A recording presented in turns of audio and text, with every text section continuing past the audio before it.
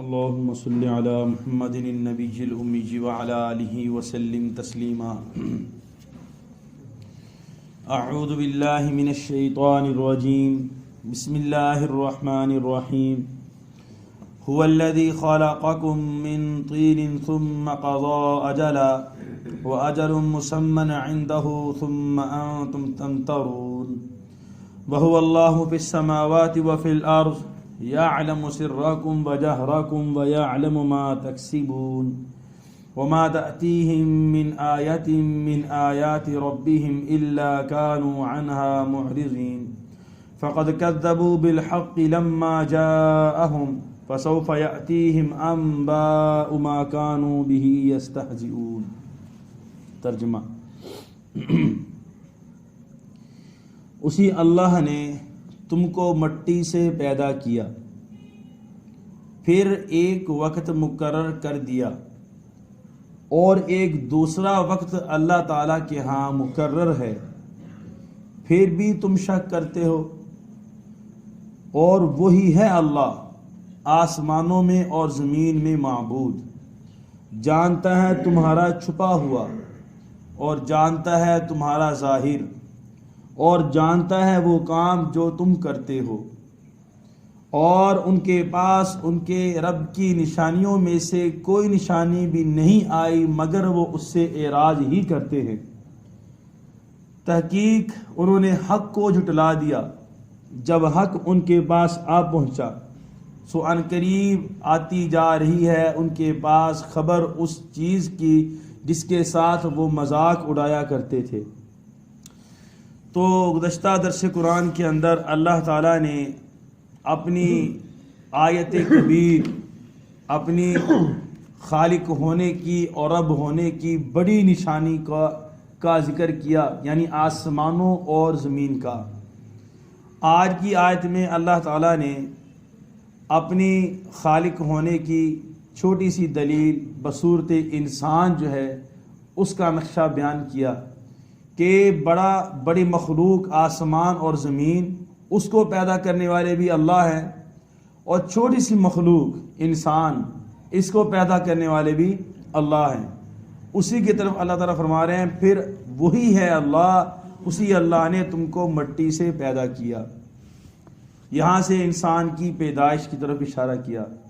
ہمارے سب کے ابا محترم حضرت آدم علیہ السلام سب سے پہلے انسان دنیا کے اندر پیدا ہونے والے، اللہ تعالیٰ نے مٹی سے ان کو وجود دیا، مٹی سے ان کا ایک نقشہ بنایا اور اس کے اندر بھی اپنا امر کن روح داخل کی، جس سے جو ہے انسان کا وجود ہوا. حضرت ابو موسیٰ اشعری رضی اللہ تعالیٰ عنہ فرماتے ہیں اللہ کے نبی صلی اللہ علیہ وسلم نے فرمایا کہ اللہ تعالیٰ نے آدم علیہ السلام کے وجود کے لیے مخصوص اور خاص مقدار میں مٹی چنی، اور وہ جو مٹی چنی تھی اس کے اندر ساری دنیا کے اجزاء شامل تھے، جس میں کہتے ہیں ذرات. ساری دنیا کے ذرات اس مخصوص اور خاص مقدار کے اندر شامل تھے، جس خاص مقدار مٹی سے حضرت آدم علیہ السلام کا وجود ہوا. نتیجہ کیا ہے؟ اسی وجہ سے اولاد آدم کوئی کالا ہے، کوئی گورا ہے، کوئی اچھی طبیعت کا ہے، کوئی بری طبیعت کا ہے، کوئی جنگلات والا ہے، کوئی صحرا والا ہے، کوئی پہاڑ والا ہے، کوئی بری مخلوق ہے، کوئی بحری مخلوق ہے. ہر قسم کی مخلوق انسانوں میں جتنی پائی جاتی ہے وہ جہاں جہاں کہیں ہے ساری اولاد آدم میں ہے، اور جہاں جہاں پر ان کی ٹھکانے لگے ہوئے ہیں وہاں سے ذرات لے کر جمع کر کے خاص مقدار سے جناب آدم علیہ السلام کا وجود تیار کیا گیا. پھر آگے فرماتے ہیں یہ تو ہو گیا حضرت آدم علیہ السلام کا وجود. ان کے بعد آنے والے لوگوں کا وجود کیسے ہوا؟ اللہ تعالیٰ ہمارے مٹی سے پیدا کیا، اب ان کو تو صراحتاً مٹی سے پیدا کیا. انسان جو بعد میں آنے والے ہیں وہ کیسے مٹی سے پیدا ہوتے ہیں؟ انسان کی غذا ساری کی ساری مٹی سے نکلتی ہے، اور مٹی سے نکلی ہوئی جو غذا ہے اس کے کھانے سے انسان کے جسم میں خون بنتا ہے، اور جب انسان کا خون بنا تو اس سے قطرہ منی بنا، اور اسی منی کے قطرے سے انسان کا وجود ہوتا ہے. یہ اس طرح ہمیں مٹی سے پیدا کیا گیا. اور آدم علیہ السلام کو صراحتاً مٹی سے، ہم بھی مٹی سے ہی ہیں، ہمارا سارا کھانا پینا، اچھا مٹی سے ہی ہماری خوراک نکلتی ہے اور مٹی ہو جاتی ہے. یہ بھی بڑی عجیب، کبھی نوٹ کریں، تمام کھانے کی چیزیں مٹی سے نکلتی ہیں، کھا کے پھر کہاں جاتی ہے ہماری خوراک؟ مٹی میں، پھر مٹی ہو جاتی ہے. یعنی مٹی سے ذرات سے اٹھا کے پھر ذرات بنا دیا. اللہ تعالیٰ جو ہے عجیب قدرت کے مالک ہیں. پھر فرمایا، پھر اللہ تعالیٰ نے ایک مدت مقرر کی. اس میں اللہ تعالیٰ نے اب یہاں سے انسان کی دو انتہائی منزلوں کا بیان کیا گیا. یعنی انسان کی دو منزلیں جہاں پر انسان کا وجود ختم ہونا ہے، اس کا یہاں پر اللہ تعالیٰ نے بیان کیا. سب سے پہلا تو انسان کے موت کا وقت متعین کیا. پیدا کر دیا، پیدا ہونے کے بعد اب کسی کو نہیں پتا کہ میں 1 سال کے لیے زندہ رہوں گا، 2 سال کے لیے زندہ رہوں گا، 1 منٹ کے لیے زندہ رہوں گا، 10 منٹ کے لیے زندہ رہوں گا، میں صبح دیکھوں گا کہ نہیں دیکھوں گا. موت کا وقت متعین کر دیا، لیکن کسی کو بتایا نہیں کہ تمہاری موت کا وقت کب ہے. اس میں بھی اللہ کی حکمت ہے. ہاں یہ ضرور اپنی موت کی فکر کے لیے اللہ تعالیٰ نے نظام چلا دیا کہ انسان کے ارد گرد کئی جنازے اٹھتے ہیں اور کئی جنازوں کو کندھا دیتا ہے اور کئی جنازوں کو اپنے ہاتھوں سے مٹی کے نیچے ڈال کے آ جاتا ہے. یہ اللہ تعالیٰ نے بتا دیا یاد دہانی کے لیے، اس کے گرد نظام چلا دیا تاکہ اس کو اپنی موت کی یاد رہے. یہی وجہ ہے کہ اللہ کے نبی صلی اللہ علیہ وسلم ہر ہفتے جو ہے قبرستان جایا کرتے تھے.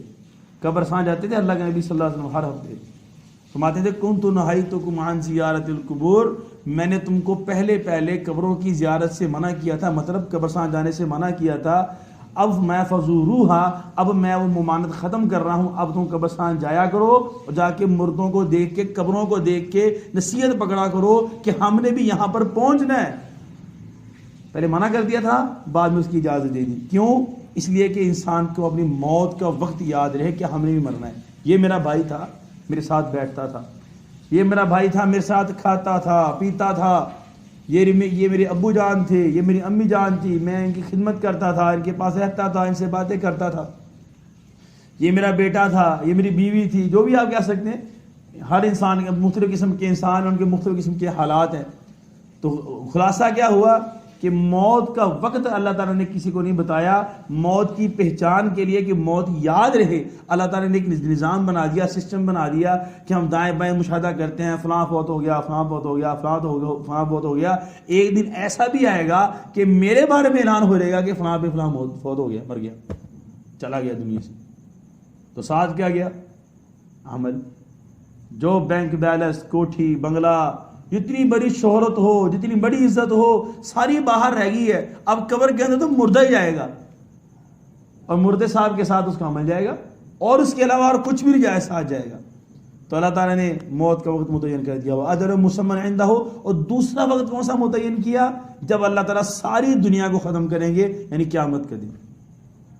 جب اللہ تعالیٰ قیامت کو برپا کریں گے، آسمانوں کو فنا، زمین کو فنا، سمندر کو فنا، انسانوں کو فنا، درندوں کو فنا، سارے ختم، ایک جھٹکے میں ختم. پھر سور پھونکا جائے گا. پہلے سور میں سارے ختم، دوسرے سور جب پھونکا جائے گا تو سارے کھڑے ہو جائیں گے، ننگے دھڑنگے اور بھاگتے، قبروں سے نکلتے ہوئے، اور نفسی نفسی اور گھبراہٹ کا عالم. سورج سوا نیزے پر ہوگا، زمین تانبے کی ہوگی، لوگ بھاگتے جائیں گے، بھاگتے ہیں، کسی کو نہیں پتا کہاں جانا ہے، بھاگتے جائیں گے. اتنا سخت دن ہوگا قیامت کا دن. خیر قیامت یہاں پر اللہ تعالیٰ نے ذکر کر دیا. اگر فرمایا وَهُوَ اللَّهُ، وہی ہے اللہ، آسمانوں میں اور زمین میں معبود. اے عقل کے اندو، جب انسان مر جائے گا تو ساری کائنات تو اللہ تعالیٰ نے انسان کے لیے بنائی ہوئی ہے. جب انسان مر جائے گا تو پھر یہ آسمان کیسے باقی رہے گا، یہ زمین کیسے باقی رہے گی؟ یہ تو نظام تو انسان کے لیے، انسان ہی ختم ہو گیا، تو اس کائنات کا اللہ تعالیٰ کیا کرے گا؟ اللہ تعالیٰ ان کو سمجھا رہے ہیں جو قیامت کا انکار کرتے تھے. اللہ کے نبی صلی اللہ علیہ وسلم جو ہے صحابہ کرام کو سمجھاتے تھے، اور منافقین اور یہود اور ہنود مذاق اڑاتے تھے. دیکھو تمہارا نبی نعوذ باللہ پاگل ہوگا، کہہ رہا ہے مرنے کے بعد دوبارہ اٹھنا ہے اور حساب کتاب ہوگا. کوئی حساب کتاب نہیں ہے، ایسے جھوٹ بول رہا ہے. نعوذ باللہ اس کے انکار کرتے تھے، وہ مذاق اڑاتے تھے. ان کو اللہ تعالیٰ سمجھا رہے ہیں جب تم ہی مر گئے تو پھر یہ آسمانوں کا اللہ تعالیٰ کیا کرے گا؟ اور جب تم مر گئے مرنے کے بعد اللہ تعالیٰ دوبارہ زندہ کر دے گا. اللہ تعالیٰ اس پہ پورے پورے قادر ہیں اور تمہارے چھپے ہوئے کو بھی جانتے ہیں, تمہارے ظاہر کو بھی جانتے ہیں, جو تم کام کرتے اس کو بھی جانتے ہیں. اشارہ کیا اس بات کی طرف کہ تم یہ مت بھولو کہ میرے پاس اس کی پاور اور طاقت نہیں ہے. میرے پاس تمہارا ظاہر ریکارڈ کرنے کی بھی طاقت ہے, تمہارے یعنی تم کھلم کھلا کام کرو ان کاموں کو ریکارڈ کرنے کی بھی طاقت ہے, اور تم چھپ کے کام کرو ان کاموں کو بھی ریکارڈ کرنے کی طاقت ہے, اور جو تم کام کرو گے جس پہ تمہیں سزا و جزا ملے گی اللہ تعالیٰ اس کو ریکارڈ کرنے پر بھی قادر ہے. یہ مت سمجھو کہ اللہ تعالیٰ کے علم سے باہر ہے. آگے پھر ان کی ضد اور ان کی غفلت اور ان کی حق سے ناشنائی کا ذکر کیا کہ جو بھی اللہ تعالیٰ کی نشانی ان کے پاس آتی ہے وہ اسے اعراض کرتے ہیں. اللہ تعالیٰ نے کتنے معجزات دکھائے یہود کو, عیسائیوں کو, پھر اللہ کے نبی صلی اللہ علیہ وسلم کے ہاتھ سے کتنے معجزات دکھائے, پر سارے معجزات کا انہوں نے انکار کیا اپنے ضد کی وجہ سے.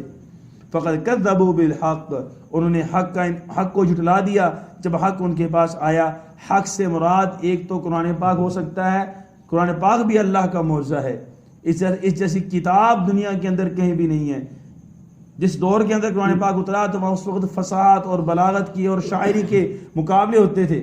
اللہ کے نبی صلی اللہ علیہ وسلم کے بارے میں پورا عرب یہ جانتا تھا کہ بندہ صادق ہے, امین ہے, پڑھا ہوا نہیں ہے. یعنی کہیں سے انہوں نے اسکول کی لکھائی پڑھائی نہیں سیکھی ہے, یعنی ان کو کچھ بھی اپنی طرف سے بولنا نہیں آتا. بندہ کہنا اپنی طرف سے کلام بنا دیا, جیسے انہوں نے بعد میں بہتان لگائے. اللہ کے نبی صلی اللہ علیہ وسلم کو تو لکھنا نہیں آتا تھا, حتیٰ کہ اللہ کے نبی کو اپنا نام بھی لکھنا نہیں آتا تھا. یعنی ان کے پاس کوئی لکھنے کی طاقت نہیں تھی. اس طرح 40 سال گزارنے کے بعد اچانک سے اللہ کی طرف سے وحی آتی ہے اور وہ ایسے کلام ایسے گفتگو کرتا ہے کہ ساری دنیا کے شاعر ایسا کلام پیش کرنے سے عاجز ہو گئے. فاتو بسورۃ, چیلنج کر دیا کہ ایک سورت ایسی بنا کے لاؤ قرآن پاک جیسی. ایسا فصاحت و بلاغت یہ اللہ کے نبی کا معجزہ تھا. تو قرآن پاک کا انکار کرنا یہ بھی حق کے اندر یہ بھی مراد ہے. اور ایک اس سے مراد اللہ کے نبی صلی اللہ علیہ وسلم خود ہیں. اللہ کے نبی خود ایک معجزہ تھے. اللہ کے نبی صلی اللہ علیہ وسلم خود ایک معجزہ تھے, ایسا نبی دنیا نے دیکھا نہیں, تو اس کا انکار کر دیا. خیر فسوف یاتیہم, اب عن قریب آئی جاتی ہے ان کے پاس خبر اس چیز کی جس کا وہ مذاق اڑاتے تھے. یعنی یہ مذاق اڑاتے تھے قیامت کا اور عذاب کا.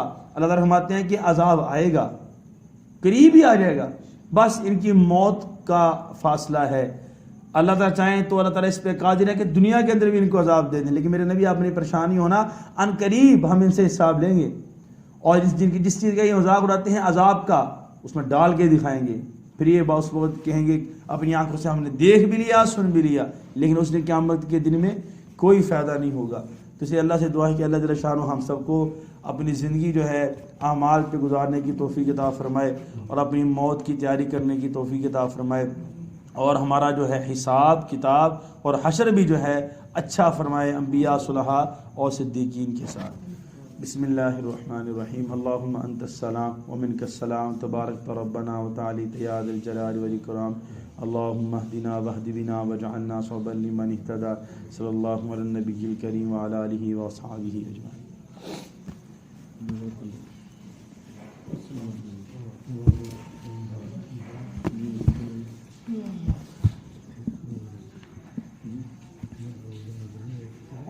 Oh,